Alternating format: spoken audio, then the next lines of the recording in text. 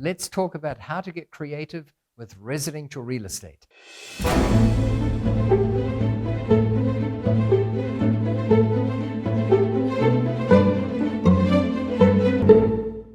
Towards the end of this video, I'm going to give you 3 hacks that you can deploy to massively increase the value of any residential property.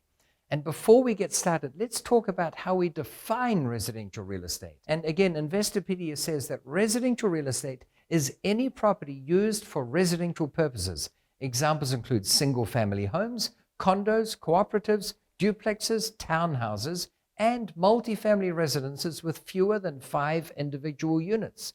Well, I want to be very clear here. In my books, a residential property is anything that people use as a residence. So even if it's a multifamily with 5 units, or 15, or 20, or 300, it is still residential property because people still live there and you're still subject to the rules and regulations of the residential tenancy agreement. One of the differences that I've always talked about between residential property and commercial property is that commercial property is very contract-centric, whereas residential property is very people-centric.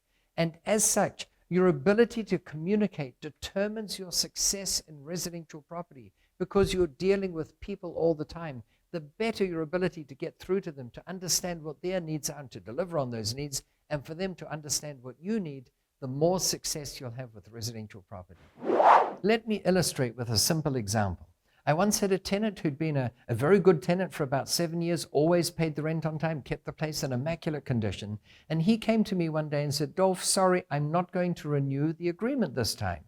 And I said, as one might expect, I said, "Well, I understand. That's okay. Thank you for being such a great tenant. In fact, if you want a reference, I'd be more than happy to furnish one." But I added one thing, and this is that part of communication that I'm trying to share. I added one question. I said, "If you don't mind me asking, why are you leaving?" Now, there could have been many reasons. They might have gotten another job in another city, or they might have been emigrating to another country. But he said, "Well, my wife is pregnant again, and while we've got a 3-bedroom, 2-bathroom house here, we really need 4 bedrooms. So I thought, he needs an extra bedroom. So I asked him, if I were to build you an extra bedroom, would you be willing to pay the extra rental based on a 4-bedroom house? And he said, "Well, of course I would. In fact, it would be great because it would save me moving the schools of the other kids, like having the kids go to a new school. It means we wouldn't need the relocation expenses and all the rigmarole that goes with shifting house. But would you do that for me?" And here are the numbers that I'm going to share with you to see if it's a good deal. At the time, he was paying $1,400 in rent a month for his 3-bedroom home. And the market rental for a 4-bedroom home was $1,800 a month. So I said, "Would you be willing to pay $1,800 a month?" And he said, "Yes." Well, that's an extra $400 a month, which over the course of a year is an extra $4,800. The only question I needed to ask at this stage was, how much money could I borrow with $4,800? And at a ridiculously high interest rate of 10%, obviously I could borrow $48,000.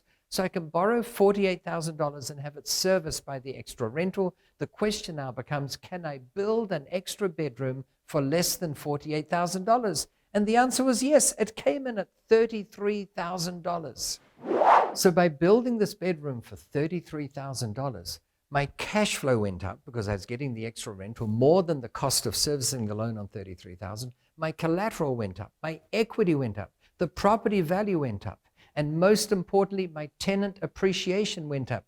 Can you imagine him talking with his mates at work saying, "Oh my gosh, I told my landlord I had to leave." And he asked me why. And I said, "I've got an extra kid coming along." And he said, "Well, what if I build you the extra bedroom? If you're ever going to rent a property, rent it from Dolf. He looks after you." Now, this example with the extra bedroom obviously is a bit unique. It won't happen a lot of the time. What's something that you could do to just about any property, especially if it doesn't already have a garage or a carport?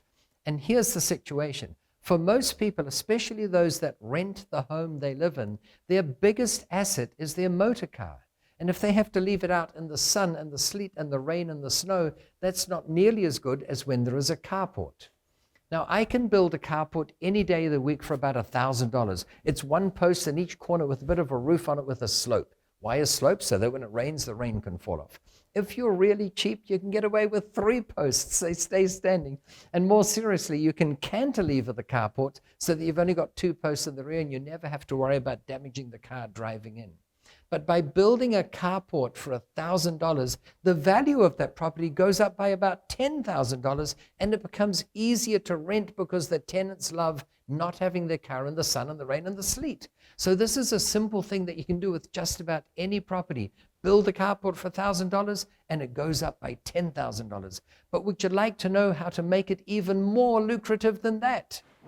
So we said that the carport cost about $1,000 to build and that the value of the house went up by $10,000.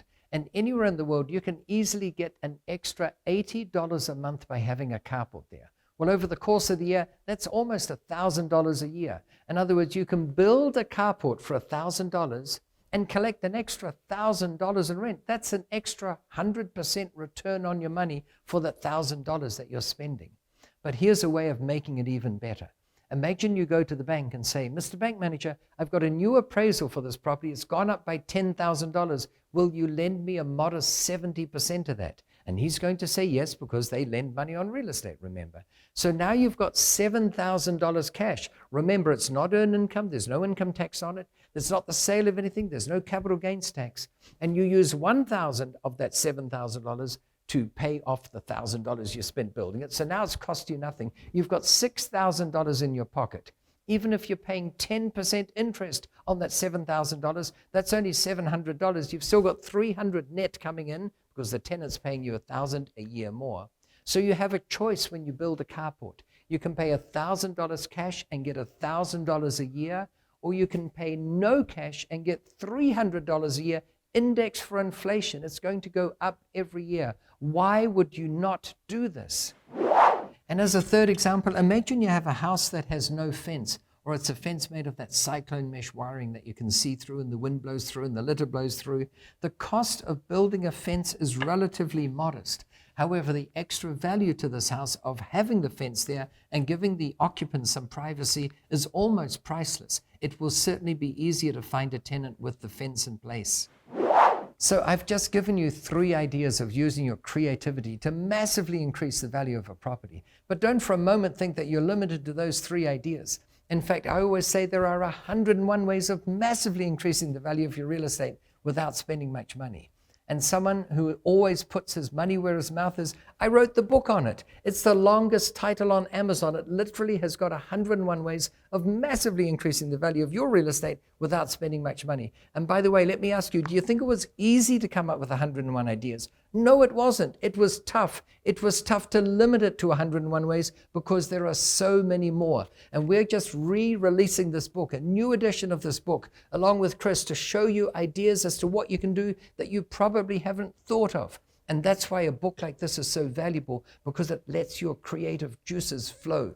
Remember to get a copy of this book. Click the link below. We are giving it to you free because we want you to be successful. We want you to be creative. And real estate is one of the best vehicles for letting your creativity run rife. I always say the most valuable piece of real estate is the 6 inches, give or take an inch or two, between your right ear and your left ear, because it's what you create in that space that ultimately will determine your net worth.